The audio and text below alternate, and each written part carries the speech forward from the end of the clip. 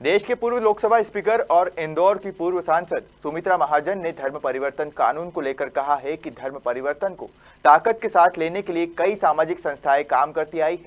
भारत के कई गांवों में ये देखने में आया है कि गरीबी देखकर, भूख मिटाने का लालच देकर धर्म परिवर्तन कराया जाता है। ये अच्छी बात नहीं है। सुमित्रा महाजन ने यह भी कहा कि किसी भी समाज के लोग हो, लेकिन यदि धर्म परिवर्तन जबरदस्ती हो तो वो अच्छा नहीं होता है। केवल कानून बनाने से काम नहीं चलेगा, सामाजिक संस्थाओं को इसके लिए एक होना पड़ेगा।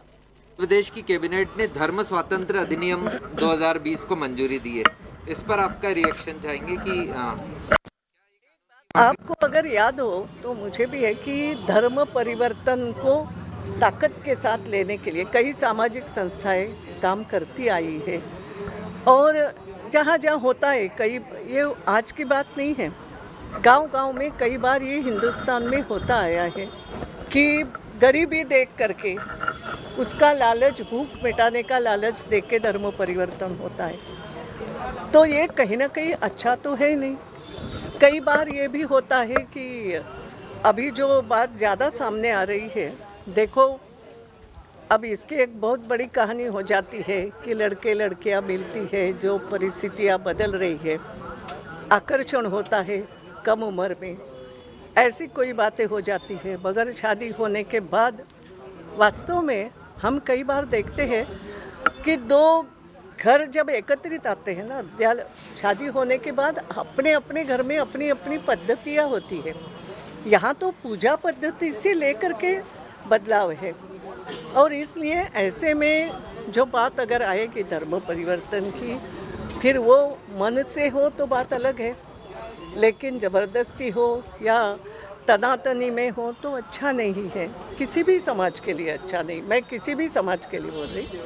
और इसलिए धर्म परिवर्तन को लेके अगर कड़क कानून बनता है तो साधारणतया गरीबों को शोषण करते हुए भी कई बार परिवर्तन किया जाता है, ऐसा भी होता है। कई बार ये जैसे मैंने कहा, ना समझी में कुछ बात हो जाती है और फिर वो मजबूरी बन जाती है, ये भी काम होता है। तो इसको थोड़ी कानूनी रोक अगर लगे भी, अब उसको कैसे लगे, क्या लगे, सामाजिक संस्थाओं ने क्या करना चाहिए, ये और बात नहीं मालूम। केवल कानून बना के भी नहीं चलेगा, सामाजिक संस्थाओं को भी कई बार सक्रिय होना पड़ेगा। अभी एक टीवी पे अच्छी बहस आ रही थी, शायद वो कौन से लोग करते हैं, आर्य समाज, ऐसी शादियाँ ज़्यादा करके आर्य समाज में होती हैं, तो उनके प्रतिनिधि मैं सुन रही थी, उनसे बहस चर्चा हो रही थी कि उन्होंने भी कहा हमारे भी कुछ नियम हैं, अगर उसमें कोई सुधार हो हर कोई विचार करना शुरू करेगा। और ये तो सामाजिक बात ज़्यादा है, तो सामाजिक संस्थाओं ने भी इस पर कुछ कुछ सोचना चाहिए, अपने विचार देना चाहिए।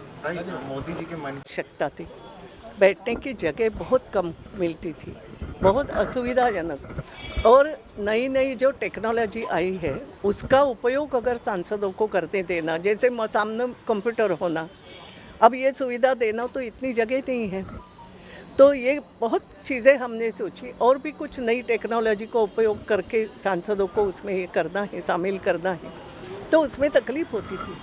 ऑफिस अब बढ़ गए, सांसदों को कहीं बाहर कहीं मिलना करना हो, बैठने की जगह नहीं। केवल सांसदों को नहीं, हमने ये महसूस किया कि पूरी जो पार्लियामेंट की बिल्डिंग है, पार्टियों के ऑफिस के लिए जगह कम, क्योंकि पार्टियाँ भी बढ़ गई। अब छोटी मोटी पार्टी क्यों ना हो, 10 लोगों की भी पार्टी हो या 2 सांसदों की भी पार्टी हो, तो उनको छोटी क्यों ना हो जगह की। फिर भी हमने कुछ नियम बनाया था कि कहाँ तक जगह एक पार्टी को देंगे, कितने सांसद होना चाहिए तो जगह मिलेगी, मगर वो भी कम पड़ती थी। तो पार्टियों को भी अपना ऑफिस पार्लियामेंट में चलाना हो तो जगह कम पड़ती थी, ऑफिसर्स को बैठने की ठीक जगह दी। ऐसा कई सारी अपनी संख्या बढ़ती गई, काम बढ़ते गए, उसके अनुसार स्टैंडिंग कमिटीज करना, 2 सेशन के बीच में स्टैंडिंग कमेटी करना, तो उसमें सब कमेटियां अगर काम करना शुरू करें, बैठकें रखें, तो भी दिक्कत आती थी कि इतने हॉल उपलब्ध नहीं थे। नई छोटी छोटी बिल्डिंगें हम बना रहे थे, एक्सटेंशन बनाया, सब कुछ किया, तो भी कम। और इसलिए नई पार्लियामेंट बनना चाहिए, ये कब से सोचा जा रहा था।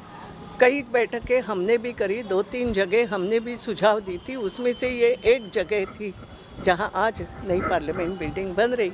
और इसके साथ ये भी उस समय तय कि पुरानी बिल्डिंग है, उसको लोगों के लिए ये करते हैं, उसको म्यूज़ियम अच्छा, क्योंकि आज पार्लियामेंट का जो म्यूज़ियम भी है बहुत छोटी जगह पे है, उसको हम बड़ा स्वरूप दे सकते हैं, दिखा सकते हैं, पूरा इतिहास वहाँ पर दिखा सकते हैं।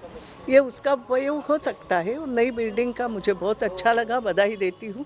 बहुत अच्छी बने, सभी तकनीक से युक्त बने, आधुनिक बने। आपने रेल मंत्री को पत्र तक सब मुझे पूछोगे क्या? अब तो मैं रिटायर हो गई ना, रिटायर नहीं करोगे? हाँ बोल, को लेकर फिर भी आपका क्या कहेंगे? क्या हुआ? जो किसान आंदोलन चल रहा है उसे लेकर क्या कहेंगे? मोदी जी का जो मन की बात है उसका विरोध किया है किसानों ने थाली अब बजाकर। देखो, अगर वो विरोध के लिए ही बैठे हैं तो विरोध करूँगी, मगर जो नहीं करे उन तक तो मन की बात पहुँच जाएगी ना।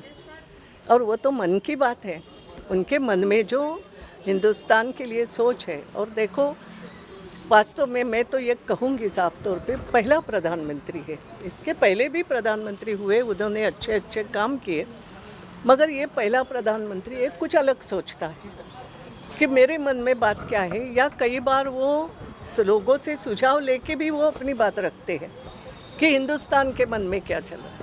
और वो एक समाज की बात दूसरे समाज तक, जैसे केरला का कोई व्यक्ति उनको कुछ सुझाव देता है तो रखते हैं कि ये बात जाए मध्य प्रदेश तक।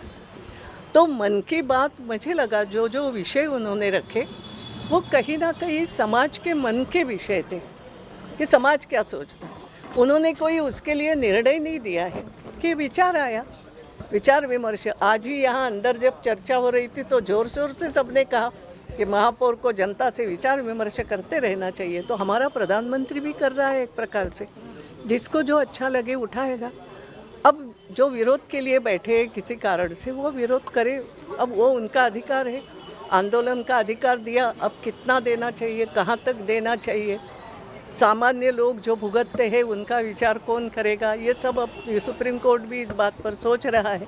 क्योंकि हम लोगों को भी कई बार, आप लोगों को तकलीफ होती है ना आने जाने में, कोई बैठा धरना देके, तो हम भी सोचते भैया उठाओ ना धरने को, कभी तो उठना, हमें भी तो अपना काम करना है। ये सब होता है, समाज में चलता है, या प्रशासन इसकी सुध लेगा। तो उन्होंने, उनका विरोध है तो विरोध दर्शाया।